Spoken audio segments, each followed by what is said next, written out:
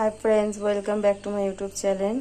আমি আর একটা নতুন রেসিপি নিয়ে চলে এলাম। আজকে বানাবো মোগলাই পরোটা।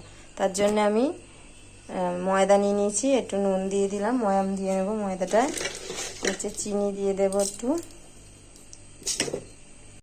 দেখো আমি একটু তেল দিয়ে নেব, দিয়ে আমি ময়াম দিয়ে ময়দাটাকে মেখে কিছুক্ষণের জন্য রেস্টে রেখে দেবো।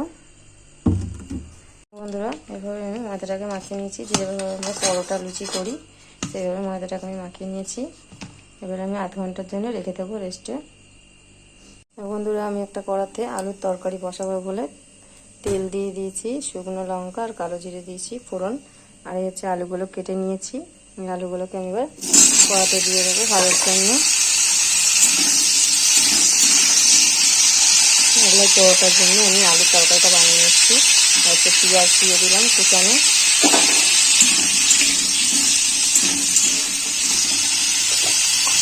যেইভাবে দোকানে করে আমি সেইভাবেই বানাবো। আলু নুন দিয়ে দিলাম, আলুতে হলুদটাও দিয়ে দিলাম, দিয়ে আমি আলুটাকে ভালো করে ভেজে নেব। বন্ধুরা, আলুগুলো একটু এরকম কড়া কড়া হবে ভাজাটা।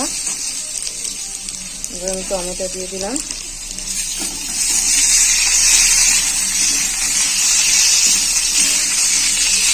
বন্ধুরা আদা রসুনের পেস্ট দিয়ে দিলাম, দিয়ে আমি আলুটাকে কষিয়ে নেব।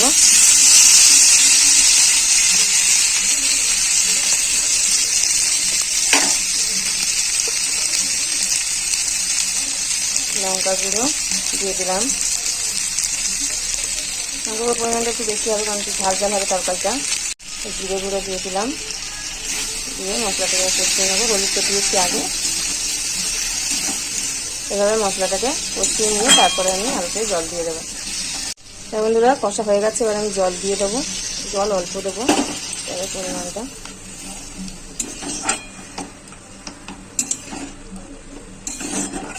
এবার আমি চাপা দিয়ে দেবো। তরকারিটা আমার হয়ে গেছে, একটু আমি সস দিয়ে দেবো, অল্প টমেটোর সস, তবে তরকারির টেস্টটা ভালো হবে। আরও একদম শুকনো শুকনো হয়ে যাবে, একদমই জল রস থাকবে না।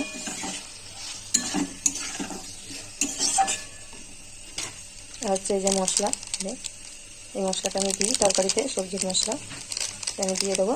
তরকারিটা হয়ে যাবে, ঠান্ডা হলে রসটা আরও টেনে নেবে। এইভাবে মোগলাই পরোটার তরকারি বানায়, এইভাবে বানান, খুব ভালো হয় খেতে। তো বন্ধুরা, তরকারিটা আমার হয়ে গেছে,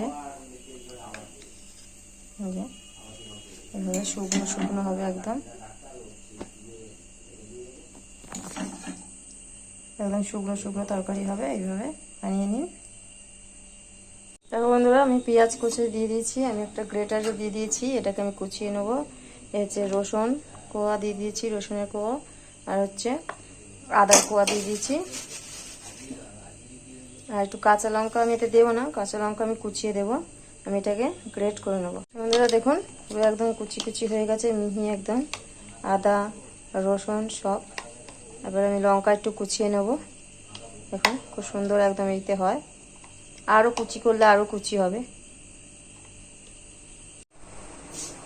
তা বন্ধুরা, আমি লেচিগুলো কেটে নিয়েছি, একটু পরোটার থেকে একটু বড় হবে সাইজে, কেটে নিয়ে আমি বেলে নেবো এটাকে।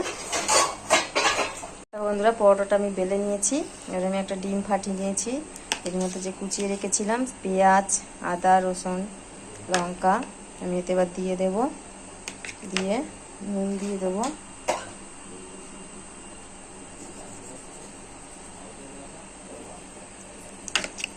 নুন দিয়ে এটাকে ভালো করে ফাটিয়ে নেব।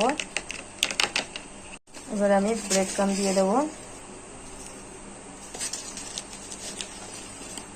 চিকেন থাকলে চিকেনও আপনারা দিতে পারেন, ছোটো ছোটো করে কষা করে সেই চিকেনটা আপনারাও দিতে পারেন। আমার কাছে চিকেনটা এই মুহূর্তে নেই, তাই আমি দিলাম না।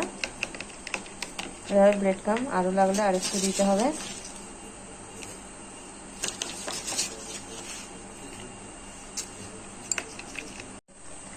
বন্ধুরা, আমি ফাটিয়ে নিয়েছি ডিমটাকে, এবার আমি পরোটার মধ্যে দিয়ে দেব।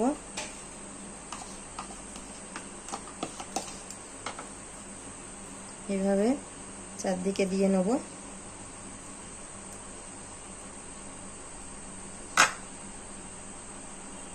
এভাবে আমি মুড়ে নেবো পরোটাটা।